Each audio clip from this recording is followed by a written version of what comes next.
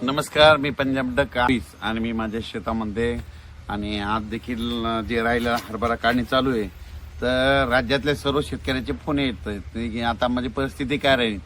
तर सर्वप्रथम आजचं सांगतो की अक्कलकोट इकडं लातूरकडं बऱ्याच ठिकाणी, त्याच्यानंतर इकडं अहिल्यानगरकडं एक दोन ठिकाणी आज तुरळक ठिकाणी पावसाचा अंदाज आहे म्हणून हे लक्षायचं.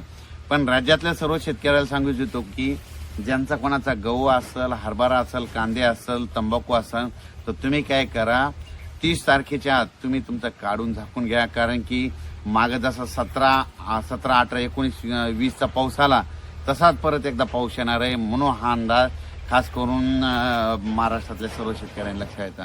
मग सांगायचं झालं तर हे पाऊस कुठं पडणार आहे, तर सांगायचं झालं तर सुरुवातीला हे पाऊस काय होणार आहे की सुरुवातीला येणार आहे म्हणजे नंदुरबार जिल्हा, धुळे जिल्हा, धुळे, मालेगाव ह्या पट्ट्यामध्ये काय होणार आहे, तो पावसाला सुरुवात होणार आहे.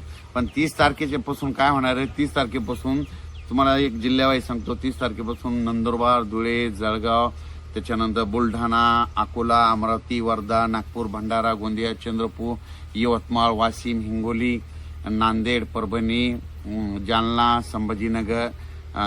संभाजीनगर, बीड जिल्हा, लातूर जिल्हा, धाराशिव जिल्हा, अहिल्यानगर, त्याच्यानंतर कोकणपट्टीकडे देखील म्हणजे साताऱ्यापासून, कुडाळपासून ते डायरेक्ट मुंबईपर्यंत म्हणजे ह्या पट्ट्यामध्ये देखील कोकणपट्टी, पुणे असा करत मुंबईला देखील पडणार. म्हणजे ह्या 3 दिवसात काय होणार आहे, दररोज एक दिवस मात्र प्रत्येक ठिकाणी थोडा पाऊस येईल, काही ठिकाणी सोडून देखील देईल म्हणून हे अंदाज लक्षात येतात. आणि या पावसामध्ये सगळ्यात महत्वाचं सांगायचं झालं म्हणजे याच्यामध्ये एक तर वारं देखील असणार आहे. जिथं पाऊस नाही पडला तिथं नुसतं वारं सुटल आणि जिथं काही ठिकाणी गारपीट देखील होणार आहे. त्याच्यानंतर काही ठिकाणी हवामान म्हणजे नुसतं आभाळ देखील येईल आणि काही ठिकाणी पेंडोलता पाऊस पडेल. म्हणून हा अंदाज सर्व शेतकऱ्यांनी लक्षात द्यायचा. वीट उत्पादकांना सांगू इच्छितो की तुम्ही काय करा, 29 तारखेला तुमच्या विटा कच्च्या असतील तर झाकून घ्या.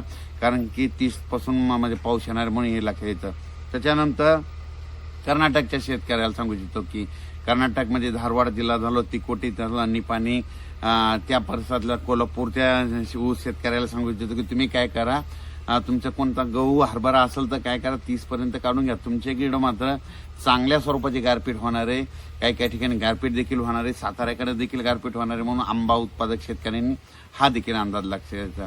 त्याच्यानंतर म्हणजे सांगायचं झालं तर हा पाऊस सांगायचं झालं तर म्हणजे 29, 31, 1, 2 त्या दरम्यान दररोज वेगवेगळ्या भागात जाणार आहे म्हणून हा अंदाज लक्षात घ्यायचा.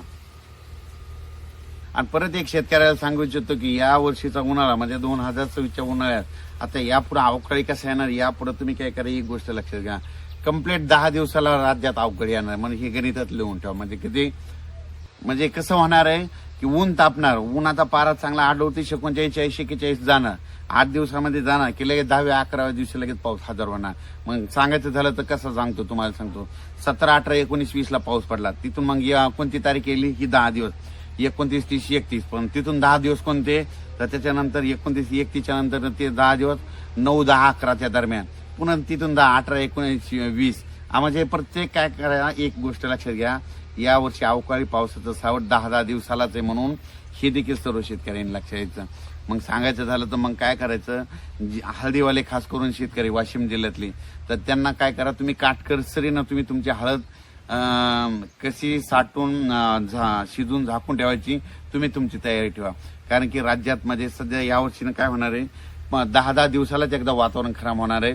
पण हे पाऊस तुम्हाला सांगतो अवकाळी असतो, अवकाळी सगळीकडे पडत नाही म्हणून हे सर्वप्रथम शेतकऱ्यांना लक्षात येतं.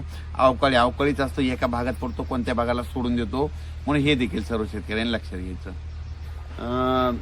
नाशिककडल्या कांदा शेतकऱ्याचे फोन देखील आले तर त्यांचं म्हणणं की काय होईल, तर त्या कांदा उत्पादकांना सांगू इच्छितो की तुम्ही काय करा, तुमचा नाशिक झालं, सटाणा झालं, त्याच्यानंतर मालेगाव झालं, त्याच्यानंतर येवला, त्याच्यानंतर निफाड, त्याच्यानंतर वैजापूर, गंगापूर, कन्नड ह्या पट्ट्यामध्ये देखील कांद्याचं खूप आहे.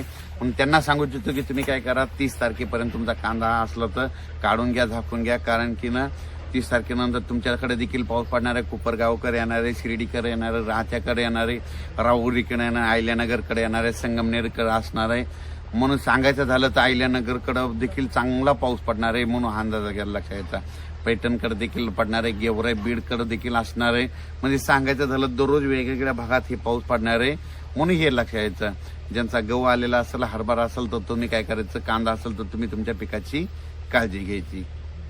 डाळिंब जे शेतकरी आहेत त्यांना सांगू इच्छितो की काय होणार आहे, 30 तारखेपासून ते 2 तारखेपर्यंत पाऊस कन्फर्म आहे.